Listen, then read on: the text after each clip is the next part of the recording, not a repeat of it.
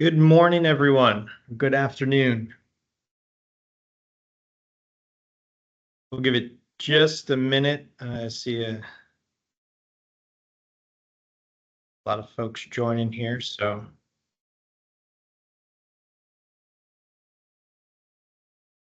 give it another 30 seconds or so, and we'll get kicked off.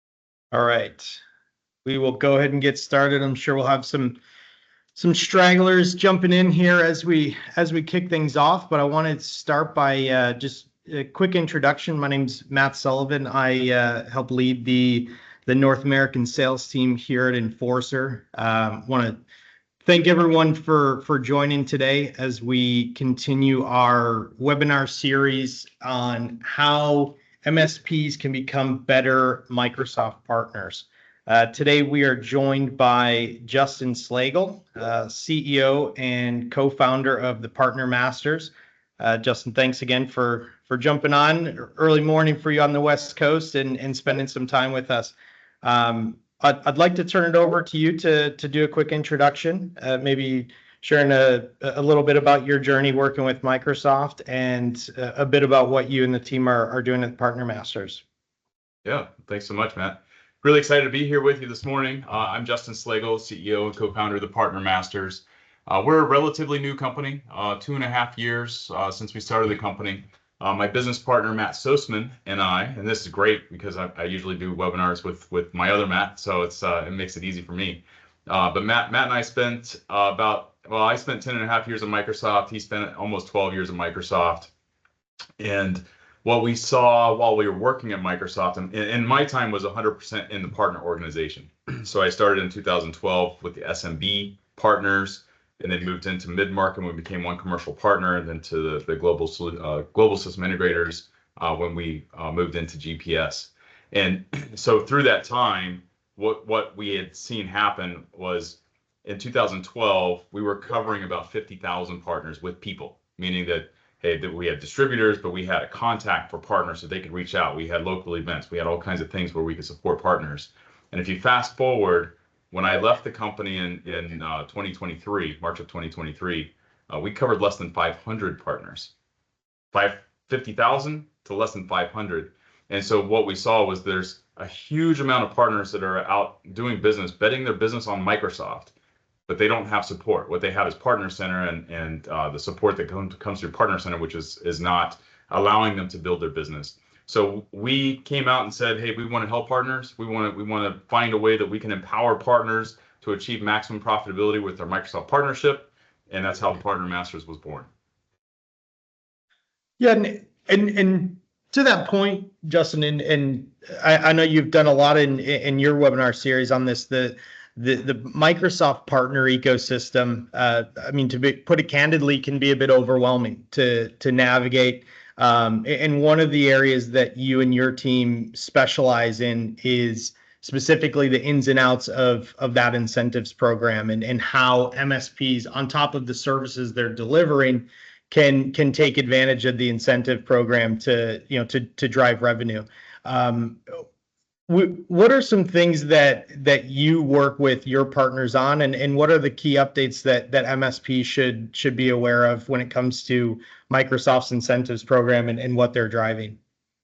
Yeah, look, Matt, the incentives program, it changes all the time, right? Microsoft makes the big shift in July, so here we're about 43 days into the big FY26 changes that Microsoft had released, and I'll go through the big changes for everybody so they can see those.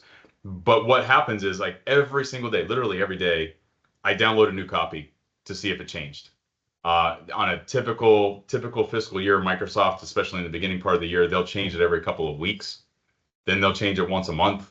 Then they'll change it maybe every 90 days. And then you get to the new fiscal year and everything's all changed again. So, and what happened for us this year as everything changed on July 1st. And then they changed everything again on July 24th, introducing the new CSP rebates and the incentives that go with selling CSP licensing. And then they even changed it to where, okay, we're going to backdate this to July 1st. So it's very confusing. But let me share my screen and walk through some of this with everyone so they can see what Microsoft has this year, because it actually is a huge, there's huge programs for partners this year. And I'd love to see, I mean, we do have a chat going here, right? I'd love to see, like, if you're using Microsoft incentives, just put something yes, or just put something in the chat so we know, hey, you're using the incentives, or if you're not, say no, or didn't even know Microsoft had them, or whatever the case might be. So let me go to this incentives guide, and I'll put a link in the chat for everybody so you guys can go download this later. This is public information for any Microsoft partner. What I want to point out here is, Matt, you'll first see up top here, there's 177 pages. The good news about the 177 pages is it used to be 286 pages. So Microsoft has condensed it a little bit to allow partners to kind of get a stronghold on this and actually understand some of the programs that are here. The other part is that there are a ton of programs that are out there. I like to describe our services. It's very similar to like the working with the IRS and doing your taxes. Like, you can go to the irs.gov website and there's a 5,500 page guide that you can go download and you can read, and it'll tell you how you can save money on your taxes. Or you can just hire a CPA, and the CPAs, they're going to understand all 5,500 pages. They're going to tell you, hey, do this, this, this, and this, and you're going to save money. Very similar to what we do. There's this guide, there's all this stuff on Microsoft Learn and how do I build a practice and all the practice building guides. Like, our team understands all this stuff. All we do is Microsoft, and all we do is work with partners. So this is like our lane. Most of my team came from Microsoft, so we totally get what this stuff is. And so let me help you guys understand some of the things that are here. I want to start with some of the big programs, and I know a lot of the partners who are here: Modern Work, Security, and Azure. If you're a Dynamics partner, put it in the chat. But I'm going to spend most of my time talking through Modern Work, Security, and Azure. If there's a lot of Dynamics partners, then we can go deeper into Dynamics. But I wasn't expecting a lot of that today. So let's start with the Azure program. And what I want to show you all is, first off, there's essentially 3 different types of programs here that Microsoft puts in 2-point font. And I'll make this bigger for you so you can see the different things that are all hyperlinked. It's a great PDF for you to go through. But you'll see they've got some CSP motions, they've got hosting incentives, and then what they called last year Azure Migrate and Modernize has turned into Azure Accelerate. There was also Azure, oh my gosh, I'm forgetting it. It's Super AI, Azure Innovate. Azure Innovate is also turned into Azure Accelerate. So they kind of combined the two. So I'm going to start with these. We'll come back to CSP in just a second. But what I want to show here first off is with the Azure Accelerate program, there are 2 types of programs. So first, there's a pre-sales program, and then there's a post-sales program. So the idea of this is that if you go talk to a customer about Azure, and it can be anything really about Azure, and this particular program is Core Migrate and Modernize. So if you're talking about migrating a new workload or migrating an existing workload from AWS, GCP, on-premises, whatever it might be, into Azure, this program works. There are others in here, and part of the 177 pages is if there's a data workload, if there's an AI, if there's enterprise application modernization, something of that nature. There are other slides that are specific to that, but it's essentially the same payout, essentially the same program. So once you understand how to read these slides, it makes a lot more sense. And so here, if we talk through this, you go talk to a customer. It says in this engagement, we provide end-to-end analysis and mapping of customers' infrastructure, both physical and virtual, taking into consideration customer plans, current deployment, usage, processes, and data. And you will use Azure Migrate or Dr. Migrate, and Microsoft pays for both of these licenses for you to use. You're going to create an assessment report. Essentially, you run these pieces of software, and it creates an Excel file for you. If you upload that file to Microsoft and let them know that, hey, I did this assessment, then Microsoft will pay you as long as the smallest engagement that they will pay for is a $15,000 a year.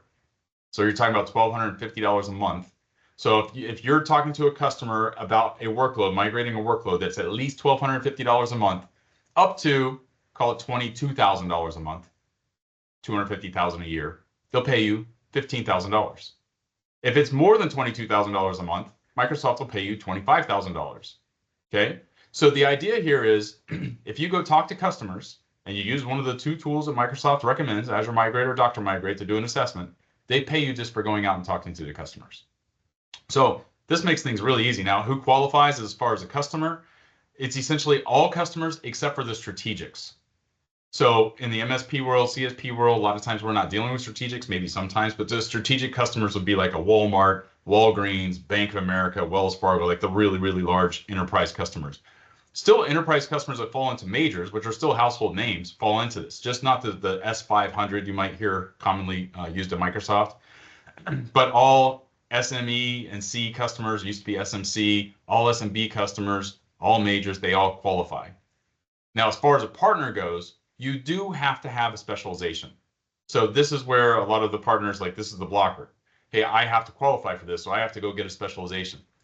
Don't let it be as like cumbersome as you might think. Oh my gosh, I don't even have a solution designation yet. How am I going to get a specialization? Or if you do have a solution designation, great. Like let's go through the checklist.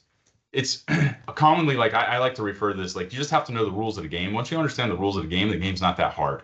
If you go play Monopoly and you don't read the rules, it's not an easy game to play. But once you understand the rules, you understand how to play, it gets a lot easier. Same thing here with Microsoft, and this is part of what we do with partners every day. We can help walk you through. There's a checklist, help prepare you for it, and really, Microsoft is trying to help you build your business in a repeatable way. So when you go through an audit to get a specialization, like what they're checking off is to make sure, hey, you're not winging it every single time you go out and talk to the customer. Like you have a repeatable process and you do things the same way every single time so that they know, hey, if you're a specialized partner, that means that it doesn't matter if they bring Accenture or IBM or TCS or if they bring in your company because you all have repeatable processes, been audited and proven. And if you do that, then Microsoft will pay you all these incentives. Okay. Now, here's the next thing. So you go out and talk to the customer and Microsoft will pay you $15,000 or $25,000 just for talking to them. If they then say, yes, let's move forward, there's another program. And so in this program, this is the Core Migrate Modernize. And this program says, hey, the customers want to migrate, or you can do net new workloads of Windows Server, Linux, SQL Server, open source databases, or modernizing of existing applications to Azure. So what you have to do here is you have to actually do the migration. There's two things that come with a proof of execution to get paid. You have to run an Azure calculator, which again is an Excel report. Like you go put everything into Azure calculator, you get the Excel spreadsheet, you upload that to Microsoft. And the other piece that you need for this is a subscription ID. Well, of course, you're going to put it into Azure. Microsoft wants to see the consumption that's going to come from the work that the work that you're doing. So here they call it T-shirt sizes. So they have engagements as small as the planned consumption being $5,000 a year. So we're talking about $420 a month. So if you're working on any type of workload with Microsoft, it's at least $400 a month. Microsoft will pay you $2,000 for that workload. All the way up to if you're working on something that's $22,000 a month or more, Microsoft will pay you $75,000. Well, here's the even better part. You can do per customer, you can do 4 of each one of these T-shirt sizes in the fiscal year. So if you've got a large customer or a medium-sized customer or whatever size customer, maybe there's some small engagements in there. Maybe there's some extra small engagements, but maybe you work on one project and they say, hey, you know what? We want to move over the database next. Hey, we want to move over this other application next. If you want to just keep working with the customer, Microsoft will keep paying for it. Now, what happens is you go off, you do these engagements, you give Microsoft the proof of execution, they pay you immediately. So there are some checks and balances in place where Microsoft says, hey, 60% of everything you submit to us needs to hit the T-shirt size, right? So if you say that it's a medium, 60% of the time you're going to have to hit the 100% or $100,000. So that doesn't mean that they're saying every single time you got to hit it. What they're saying is 60% of the time you've got to hit the minimum T-shirt size. So you do have to be pretty good. And what we see is partners are usually 80 to 90% right. So just make sure that you're not saying that, hey, I want to get $35,000 payout. I know this is only going to be like a $20,000 workload, but we're going to get a $35,000 payout. they're trying to defend against that. Okay. So again, here, all customers qualify except for the strategics, and you do have to have the specializations. Okay. But what I want to talk through next is that maybe you work with more small customers, and maybe a specialization is not something that is achievable for you. Well, Microsoft is kind of solved that for you too. So what they have now is they have the same program, so Core, Migrate, Modernize for SMB. Qualification here is much different. So qualification is, so remember a few months back, Microsoft changed the Azure solution designations where there became an SMB track. So you could, if you qualified in the past, then you were an enterprise. If you hadn't qualified and you worked with smaller customers and they made it to where you didn't have to have as many prerequisites for doing the exams and so forth, now there's an SMB track that you can qualify for. You don't have to have a specialization. But if you're on this SMB track, that means that you're probably working with smaller customers. So Microsoft took away the medium and large t-shirt sizes. So now if you're on the SMB track, Microsoft has made it available for you to do the extra, extra small, the extra small, and the small engagements with all of your customers. And again, you can do 4 of each one of these per customer you're working with. So there's a huge amount of money on the table here. Everything else is exactly the same. You still have to do the Azure calculator. You still have to do the proof. The proof of execution is the subscription ID. Microsoft's still tracking you. Still have to hit 60%. All this stuff is all the same. But when we think about, okay, well, if you've got engagements, and most partners are working with at least 5 to 10 new Azure customers a year, why not come in and get some Microsoft money? So huge money on the table just on the Azure side. Does this make sense, Matt? Yeah, absolutely, Justin. And I know when you discuss this with partners, you get a lot of it seems too good to be true. And sometimes that's what we look at on the surface but as you mentioned, there is a very specific process that you have to go through. Where do you see commonly that partners get tripped up, or what's more, some of the common challenges that you might run into? I think the most common thing that we see, well, first the most common is exactly what you said. Partners are like that can't be true. That's too easy, and we see it every day. The reason I can tell you this so confidently is because we do hundreds to thousands of these things, and we know exactly how easy it is. I worked at Microsoft, and I was part of the team where we were rolling these things out to partners, and we have to make them easy because we need partners to consume them. Microsoft's business is based upon recurring revenue over a period of time, so just like any other SaaS provider, like they can pay up front to help get some SaaS in there because they know that they're going to have it for 10, 15, 20 years down the road. It's all about, hey, how do we get this in? The other things that we see a lot of times is really the business processes that a business might have can sometimes get in the way. And what I mean by that is, especially with mid-size and larger partners, the teams may not have all their engagements in the CRM. They may have an alliance person who's not directly tied into, hey, what are the new projects that we're working on? Because the number one rule of thumb with Microsoft, with any kind of funding that you might get, is you cannot work on the project until you have approval from Microsoft. So if the team is working on something and they don't tell, like you have one person dedicated to this, or you're working with somebody like us, if you don't tell the alliance team, hey, we need to go in and submit for this funding, and you go ahead and start working on the project, you can't get the funding. You can't backdate and say, oh yeah, we did a project last month, let's go get some funding for that. You must do the claim first, you must get approval, and then you can start on the project. So that's probably the number one thing that we see that really stands in the way of people getting this. Outside of, really, I didn't even think of this before, but really probably the number one ultimate thing is that partners just don't even know that it's here. Right. And you also mentioned, you talked a little bit about solution designations and specializations, and that's something that is obviously top of mind for a lot of partners and driving that. Where do you start there? In terms of what are some things that you look at and that your team works with partners to say, this is what we're going to drive. Here's the mission in front of us. But here's where we get off the blocks. What are those things that you guys look at? Yeah, I think I'm going to show you a couple of things. Actually, let me go in Partner Center here. So I want to show you.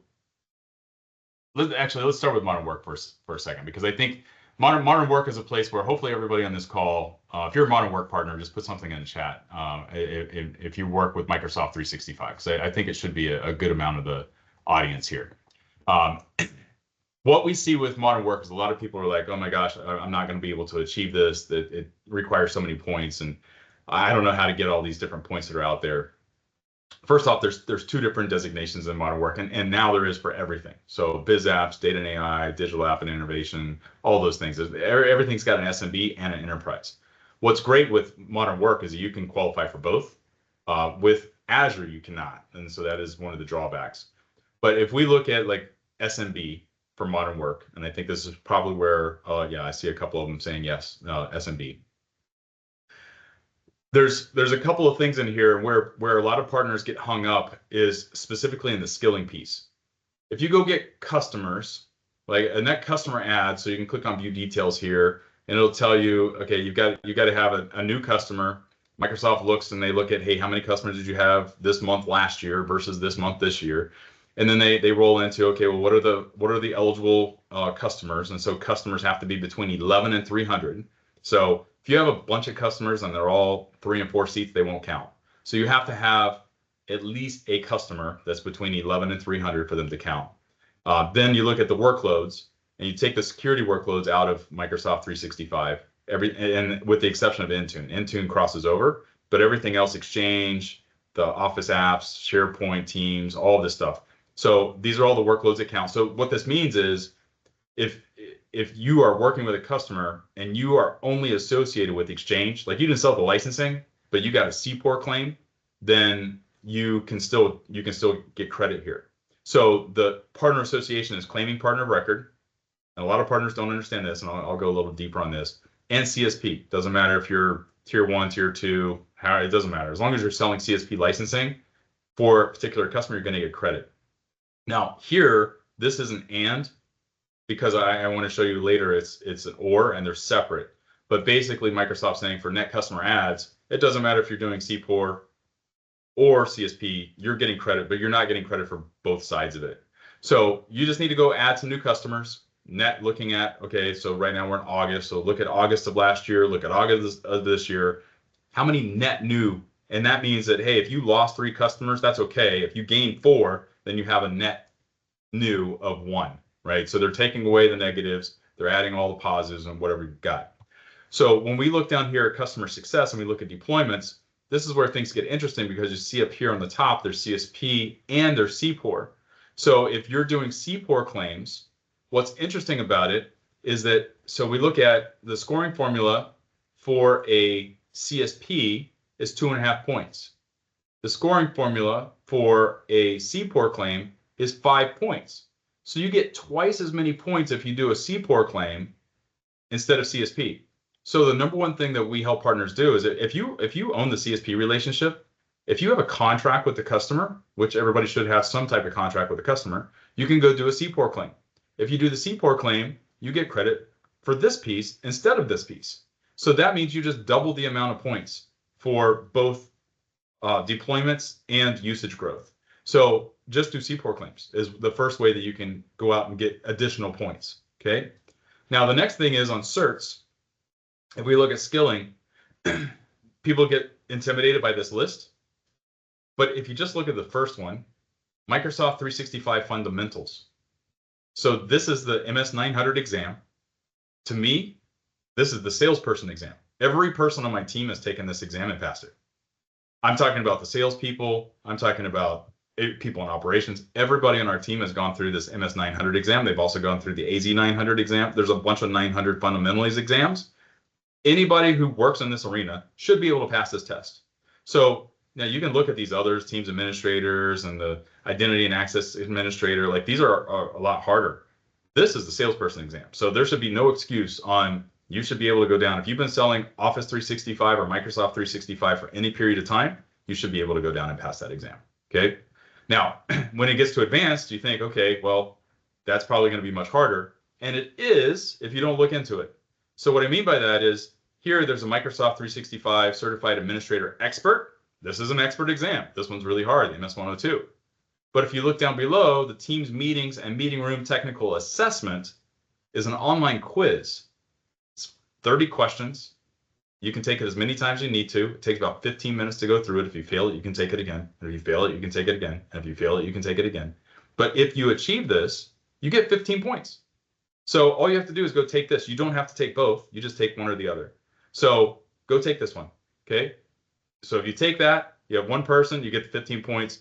If you have one person over here that takes the MS 900, so this one has, you get 5 points for each person that has MS 900. So if you get two, that's 25 points already. And if we go back to the incentives guide, and I'm kind of jumping around here, but if we go back to the incentives guide and we look at the new CSP rebates that people get. So here we go. This is the new one. That is direct, indirect. For indirect partners, starting on October 1st, you no longer have to have a solution designation to get back-end rebates. This is a big deal. So in the past, you had to go through and get the solution designation, which in my world, because I know the rules, is not that hard. But I know a lot of partners really struggle with it. Well, now Microsoft has made it where if you get 25 points, they'll pay the back-end rebates. So if we look again, to get 25 points, you need two people to have the MS 900, and you need one person to go take that online quiz. You get 25 points, even if you don't sell anything. So go do those two things, and you're going to qualify for this back-end rebate program. And here, if we pause here and just look at, okay, a lot of times what happens is partners don't realize how much money there is in the back end. So if you're selling Microsoft 365, if you're selling Office 365, you're going to get 3.75% on the back end for everything that you sell. So just across the board, everything you sell that's Microsoft 365, you get 3.75%. But then there's additional kickers that Microsoft puts in. And so these additional kickers are, hey, if you sell Business Premium or if you sell E3, then Microsoft gives you an additional 3%. So now you get 3.75% plus 3%. So you get 6.75% for all Business Premium and all the E3 that you sell. If you sell E5, and they also threw in Copilot here, they give you an extra 7%. So that's not on top of this one, right? These are separate. So you get 3.75 plus 7. So now you get 10.75% back end if you sell E5 and Copilot. So that means, okay, so we sell a bunch of E5 licenses. We get our margin up front. We're selling through Pax8, Ingram Micro, TD Synnex. It doesn't matter who you're selling through. You're selling direct. It's all the same. You get these back-end rebates paid out every month based upon these percentages of the workloads. Now, if you sell calling and conferencing, you get 20% on the back end. You get 20% because Microsoft's not paying anything on the front end because they can't because of the telco regulations. So you get 20% for all the calling and conferencing. But new this year is this new CSP Growth Accelerator. So what Microsoft has done that is really awesome is they said, hey, we want to pay partners to help grow the business, grow your base. So in this particular case, Microsoft is paying an extra 7.5% for everything that you're doing for the customer that's new over last year. So meaning that, hey, if you didn't have this customer last year, it's a net new customer. I shouldn't say you. If they're a net new customer of Microsoft, you can't take a customer from another partner and it be net new to you, and then you get all these extra incentives. The customer's got to be net new to E5, net new to Business Premium, net new to whatever, or it's in the last 12 months. So they're looking back 12 months ago. Did they own E5? Okay, great. If they did not, you get 7.5% extra. So you get, let's say you sell an E5 license, you get 3.75. You get 7%, and then you get 7.5%. So you get 18.25% on the back end. So you can make up to 20%, like if you're a direct CSP or how you negotiate with your indirect, you could get up to 20% margin up front, and then you can get another 18.25% on the back end, and all you have to have is 25 points on the solution designation. That's it. Now you do have to go accept the terms and conditions, and that's another thing. Now, I know you're probably going to say, well, what are some of the blockers? Well, some of the blockers are people don't realize that they qualify for this, and they don't go in and they don't click the button to say, hey, I want to sign up for the campaigns. Hey, I want to sign up for the incentive programs. You do have to click the button in Partner Center. But Microsoft has made this much easier, and there is a huge, huge payout on the back end.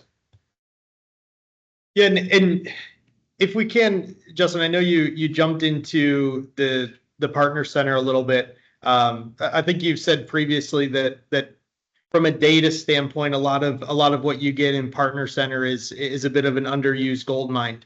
But as you know, the data that you can get, especially if you pull, an Excel sheet or you pull a report, you get sometimes, thousands of rows of data. My question and a concern that a lot of partners have is, how do you make sense of that? How do you take that data, and what are some things that your team works with your partners on? How do you take that data, make sense of it, and then turn that into opportunity, turn that into revenue?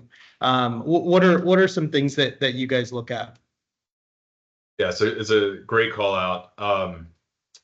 So what happens in Partner Center is you can go over here to the Insights tab right here, and then there's going to be some data that Microsoft gives you, and you can kind of go through all of these different customers and usage and subscriptions, and they'll show you, hey, there's some charts and graphs in here, and they'll say, okay, you've got some revenue, and okay, here we go. We've got some Azure subscriptions, and we've got Azure consumed revenue, and we've got utilization, and a lot of stuff doesn't really make sense.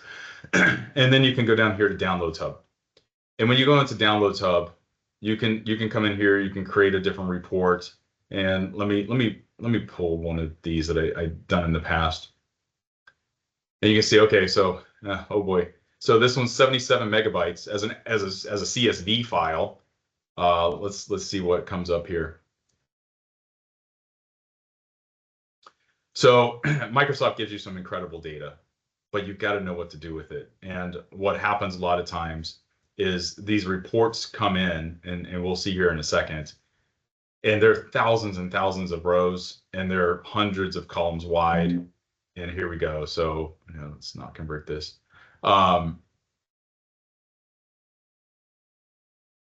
So in this particular report, there's a treasure trove of information, but you have to know how to get it. And most partners that I've seen are not really great with a spreadsheet like this. So this one is 139,209 rows deep, and it is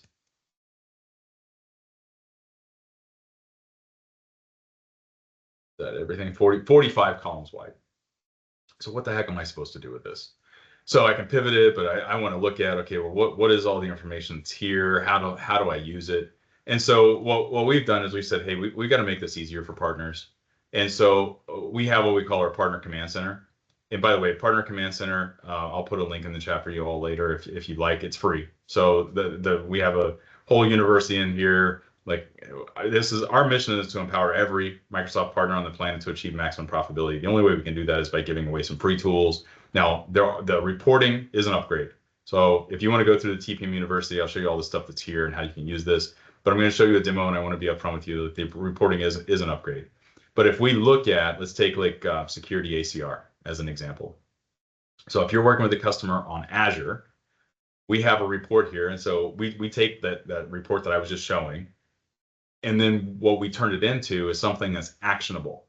So in here, what we're looking at is, look, Microsoft says if a customer is using Azure, 8% of their spend should be on security.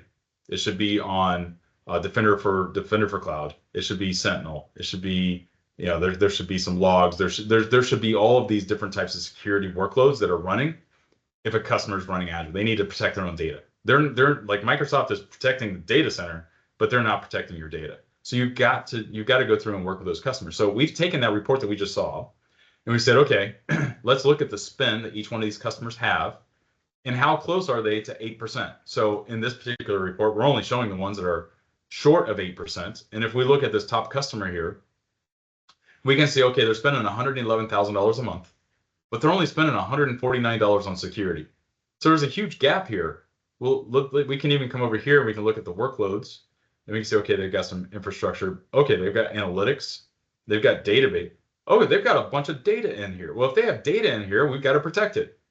Well, they're not doing anything with security to protect the data and analytics that they have running. So we need to make sure that we're having this conversation, and we can see here, like, we've got a number of customers that are not spending the 8% on security. So we can put together a campaign to show, hey, Microsoft has great tools out there. Defender for Cloud is a great, and then we can go into a workshop and we can put them through our top of the funnel. Like we've created a list of our existing customers to go back and cross-sell and upsell. We've even gone into this report and said, okay, well, if we take all those customers and we get them to 8%, like, okay, there's another $35,000 a month that we can get from these customers just by getting them to the 8% for security. And then just on the back end rebates, we can get another $6,600 for moving them over. And this isn't even talking about the Azure. So if we go talk to those customers, if we go talk to those customers about Azure, remember, like we can go back here and we can utilize these programs.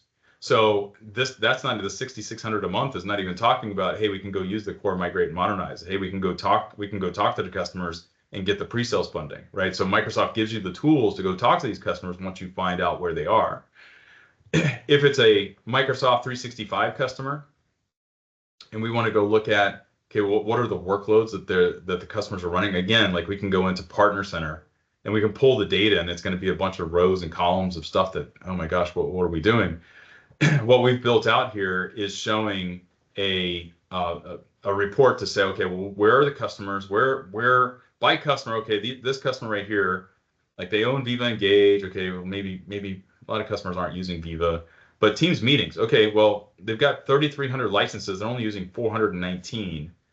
Maybe they're using Zoom. Maybe we should have a conversation with them. And it's like, you know what? Well, maybe we should look at all the customers that have Teams meetings, and let's see how many opportunities that we have there. So these are all of our customers that we're associated with. So we got CPOR, we got delegated admin permissions, we got CSP. Okay, so then here is all the customers that have a huge difference. So this customer has 20,000 licenses, they're only using 5,000. This customer even has 200 licenses, they've got 61 that they're not using. So these customers may be using, here's one, 866 licenses, only using 55. We can do a whole campaign just to these customers, just to say, hey, you should be using Teams meeting. It's included in your bundle. Or I know a lot of partners on here today, you guys are security focused, or hopefully you are. If you're not, just talk to Enforcer to help you with that. But here we have EMS data. So here we're looking at the same type of report where we're looking at intra, we're looking at Intune, we're looking at sensitivity labels, we're looking at all these things. And we can say, well, let's look at how many people are not using, let's say, Defender for Endpoint. Well, here we can look at let's look at the difference, and we can see, okay, we've got a bunch of customers here who have thousands of licenses of Defender for Endpoint, but they're not using it. And we can look at all the difference here.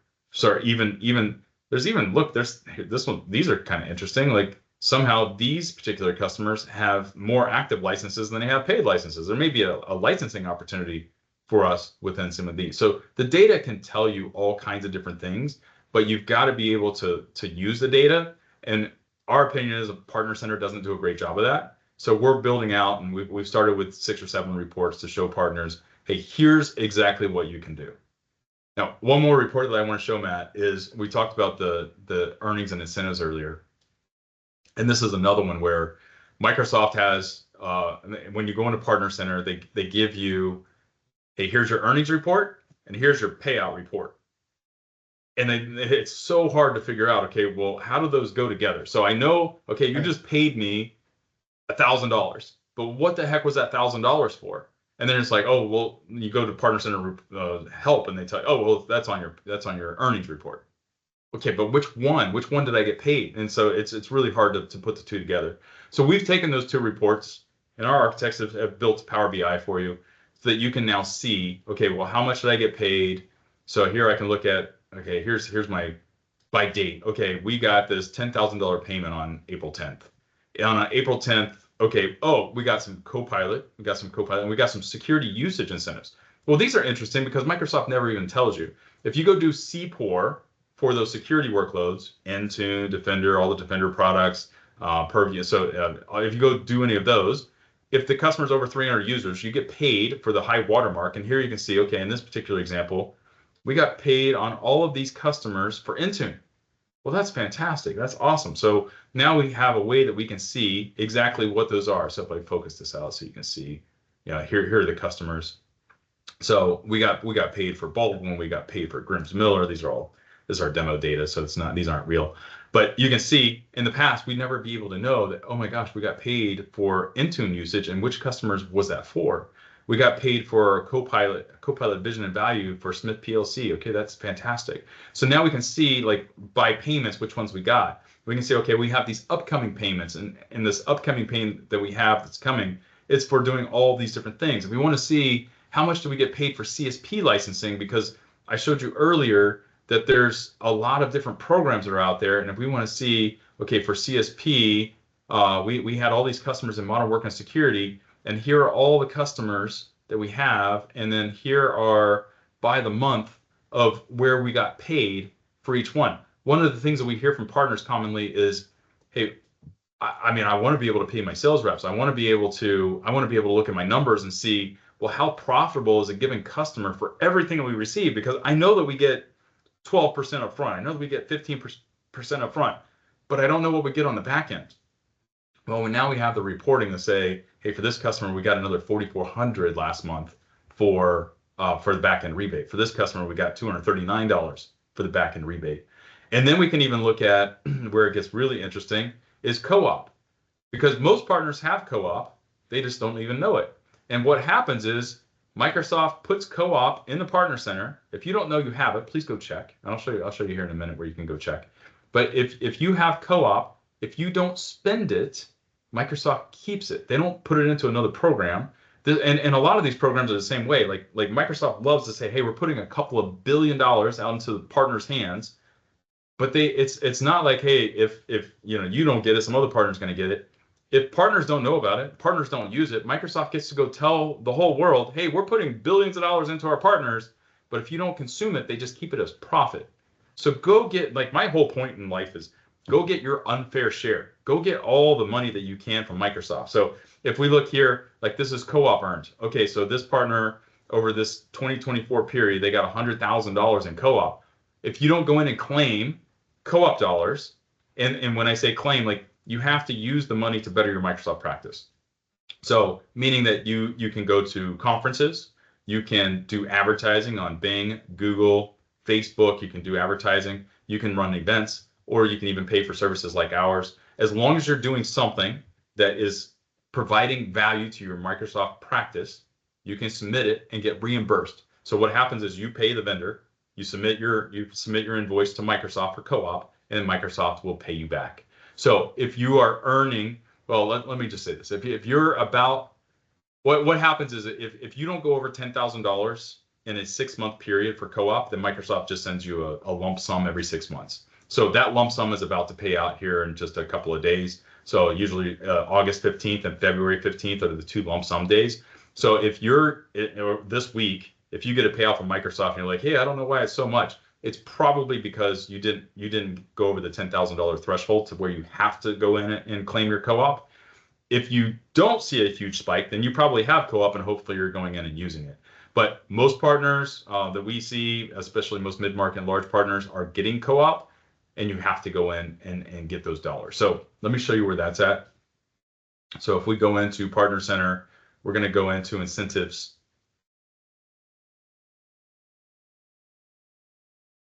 And in incentives, there's co-op management.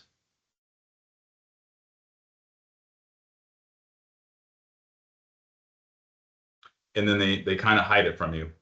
But here, when you're in co-op management, you click on program view, and it's, although it says CSP indirect, you want to do MCI. Everything's hidden within MCI now. So here you can see your different location IDs. Hey, which one are you typically selling on? And this is not, it's not updated yet for this particular period, but we want to do CSP. And then we want to see, okay, the usage period. So the new usage period will come out here in the next week or so, where it'll say July to December. And so that will be for the last 6 months. So you have 2 days. If you come in here and your usage period is January to June, you have until August 15th to make your claims. So if you come in here, click apply, and you see that you have co-op dollars and you have not spent those co-op dollars, you have 2 days. If you don't do it, that money just goes back into profit for Microsoft. So go get your money. It's yours. If you need help, call us. We'll help you. But this is a big deal. A lot of partners leave on the table. Hey, Justin, you work with a lot of Microsoft partners, and just on the topic of co-op funds, I know you touched on a few ways that partners can leverage those funds. How do you see, if you look at the best in class Microsoft partners, how do you see them using co-op to drive revenue within the business? Well, I think the best partners are strategic about it. The best partners are well, first, the best thing is just to use it, right? Because it's a Yeah. reimbursement. So you should be doing marketing. You should be doing some type of sales program. You should be going to conferences. You can even use it for like taking exams. You can use. I mean, there's a whole co-op guide, and in our partner command center here, like one of the things that I'll show you. Again, this is a free thing, so I'm not trying to sell anybody anything. You guys want to come in here, and then you can go to the programs and incentives, and then there's a co-op guide, the FY25 co-op guidebook, and I think the team is putting in the FY26 that's coming up. There's a whole guidebook here. So we saw earlier, it was like the book was 177 pages. I think this one's like 100 or something, 72. So here's like all the different things that you can do. Again, this is like, hey, just go to your CPA and they'll tell you what to do. But yeah, partner skilling, so you can come do your internal trainings. You can do demand generation. So this is if you want to do digital advertising, if you want to do direct mail, if you want to do text messaging, if you want to do customer offers, you can do that. If you want to do spiff programs for your sellers, they make it pretty open as long as you're doing something to better your practice, right? So you can't. Now the other thing is they used to allow you to pay for your partnership renewal. They don't allow you to do that anymore. The attorneys came back and said that anything that is like you have to do as a business, you cannot claim as co-op. So you have to renew your partner agreement. So if there was something else that they recently took away, but it was one of those things like, yeah, that makes sense. But anything that is hey, I choose to do this, and I choose to do this to better myself and better my partnership, better my company, those things. So here you go, Microsoft hosted conferences. There's also on-demand training. So there's so many things in here that most everybody is already doing. The idea here is just use your co-op dollars to get reimbursed for the stuff you're already paying for. Fantastic. And I know we've got about 10 minutes left here. We talked about it, and I think maybe the subtitle here, the 5 pillars of being a top Microsoft partner. And I think throughout the last 45 minutes, we probably touched on most of those. Is there anything as we wrap up, Justin, that you wanna leave the group with that we haven't yet touched on? Yeah, so these are our 5 pillars. Okay, and this is, of my team, like we've got literally hundreds of years of experience in working with Microsoft partners who combine everybody. This is what we think a successful Microsoft partner is doing. It's these 5 pillars. So it's customer association. What I mean by this is if you're not associated to your customers some way, Microsoft is never going to know that you're working with them. There's no way for them to, right? There's nobody at Microsoft who's going to call you and say, hey, are you working with ABC company? No, it's not going to happen. If you're selling them CSP, that's a customer association. Great. If you're selling them CSP, you can also do the claiming partner of record and highly recommended. And that's why Microsoft gives you double the points if you go in and do that. If you're working with a customer on Azure, you sell them CSP, that's fantastic. If you're working with a customer who's not buying CSP from you, you can go in and you can do PAL, Partner Admin Link. But the way that you tell Microsoft that you're working with customers is by associating yourself to those customers. So you click in here and we have, okay, here's your C4 masterclass on how to do it. Here's how, if somebody rejects your claim, these are all the things. If you need to understand how to go do PAL, here's your masterclass on how to do that. So we have everything in there for how to associate yourself to the customer. Now, once you associate yourself to the customer, you need to be able to drive the usage growth. So I was just showing you some of the reports and things that we have. And so we're really one thing, like you've got to understand, like, how do I understand the Partner Center analytics? How do I understand the data that Microsoft has? Because Microsoft wants to see you grow every one of your customers. So and that's where you're seeing the CSP incentives where Microsoft is paying for growth. Go look at what the customer has, go sell them more licenses, go sell them Copilot licenses, go sell them all these other things. Next is the solution designations and specializations. So here, like you've got to get those points. So if If it's a modern work, security, Azure, whatever it is, like start with the solution designations. They're not as hard as everybody might think that they are. Some of them are quite easy. Again, you got to know the rules of the game. And once you get the solution designation, then it's all about getting your specializations. A little bit more difficult with Azure because you do have to go through an audit, a third-party audit, to go through and see your process. But again, if you understand, hey, there's a checklist, I just have to make sure I have everything checked off the list. Then when I go into the audit, I have everything prepared for them. But when you talk about modern work and security specializations, it's just customer references. So you have to have the certifications, you have to have the revenue, but then it's 3 customer references will get you those specializations. Specializations is really the key to unlocking, hey, I really want to work with Microsoft. Microsoft is looking at those specializations, not necessarily solution designations, but specializations on which partners are doing threat protection, which partners are doing Copilot, which partners are doing whatever it might be. Then you have your solution offerings, and this is one that most partners overlook. Solution offerings are what you're doing in the marketplace.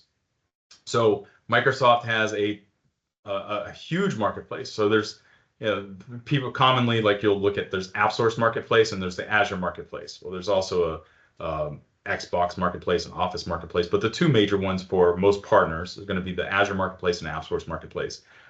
Again, Microsoft is not going to call you and they're not going to look at your website and say, okay, what is it that you do? The only way that you can tell Microsoft what you do is by taking your solutions and putting them into those marketplaces. If you do that, now all of a sudden Microsoft has in all of their reporting, hey, these partners do these things. Even if it's a consulting offer, even if it's hey, I go out and do Copilot implementation. If it's I go do a security assessment for partners. It doesn't have to be like, a lot of times people think, hey, the solutions that are in the marketplace have to be transactable. I have to be an ISV, or now they call them SDC, to put something up there. No, really the main thing for putting your solutions in the marketplace are to, number one, let Microsoft know what you do. If Microsoft, and my business partner, Matt Sosman, I was telling you, like, he worked in the security engineering team at Microsoft. He helped create the products, like Intra ID as an example.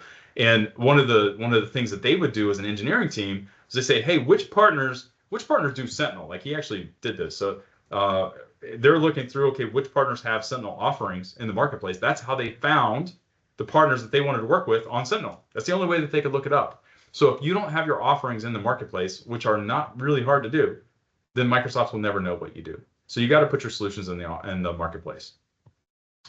And then the last one is co-selling. So if you want to co-sell with Microsoft, that you've got to do all those other things. Like, this is the last step. But for you to co-sell with Microsoft, first, there's a referrals tab for Microsoft where you've got to go in and you've got to tell Microsoft, hey, I'm working with this customer.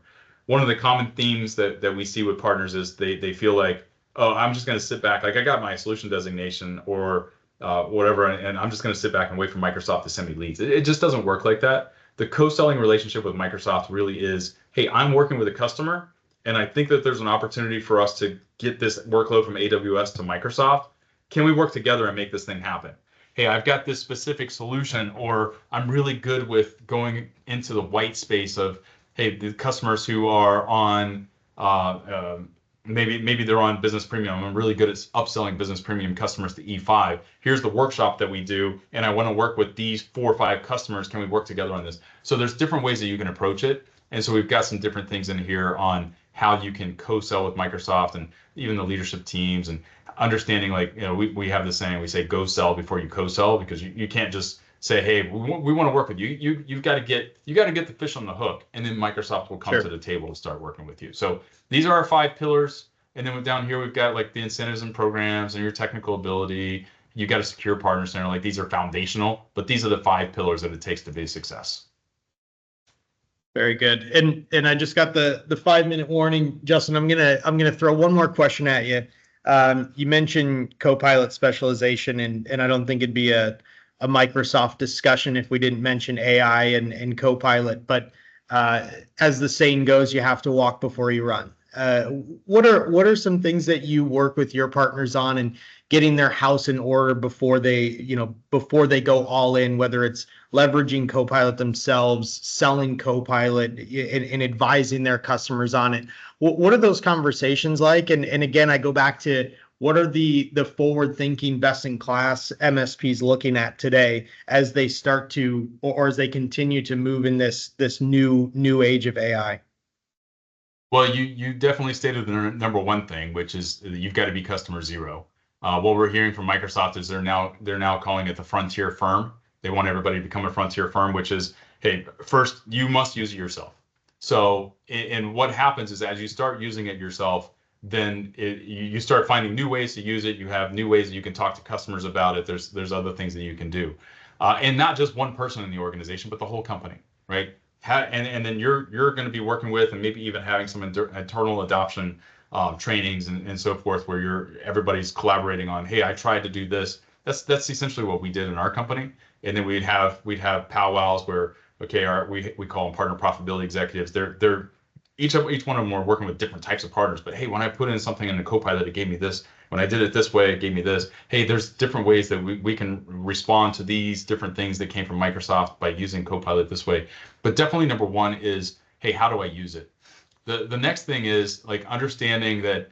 I think this has been a really big deal for us is when you're talking to customers, really you have to go in with a consultative mindset. A lot of times customers are coming to partners and they say, hey, we want to use AI. But then when you go in and you start asking the questions about what is the business thing that we're trying to solve for here, it's not really AI. It's really, a lot of times it's automation, right? So a lot of times it can be solved with Power Automate. A lot of times it can be solved with other Microsoft solutions. So you have to go into those conversations and not just check the box and just be an order taker and say, oh yeah, they want 20 licenses of Copilot. If you do that, I'm going to tell you over 90% of the time, the customer's not going to be happy because they're not really necessarily looking for Copilot. They're trying to solve this business challenge that really is just some automation on the back end. Really, it could be a SharePoint problem. It could be, it could be something else. So you want to go in with that consultative mindset. And then if you do find that, hey, Copilot is where it's at, like leverage some of the programs, especially some of the security stuff. And we didn't talk about the different workshops and that Microsoft is providing for partners this year. If you are security designation, Microsoft will actually pay you $8,000 to go talk to them about threat protection. They'll pay you another $8,000 to go talk to them about data security. So if you go talk to them about those, and modern SecOps is another. So if you go talk to them about those three things in security, you get paid $24,000. Well, that's the foundation, right? You got to get security right. You got to get the data right, and then you're off to the races. Yeah, and I think that probably the most important thing you said in there, at least what I gathered, is you have to tie that to their strategic business initiatives. It's is it always a fit? Maybe not. Maybe they're, but understanding what those initiatives are, and that's that's the shift we're seeing. Is it's not just selling technology. It's being an advisor. It's having that consultative approach to tie technology to the business outcomes that they're after. So no, I agree with you. That's fantastic. And as we wrap up, Justin, again, I want to thank you for taking the time to chat with me and to present here. I know this was really informative to me. Hopefully for everyone that tuned in as well. I know there's some links that we'll share here in the follow up. But again, thank you so much for spending the time with us here this morning. Yeah, I really appreciate you having me today. Thanks, Matt. Excellent. Thank you, everyone. Have a great rest of the day.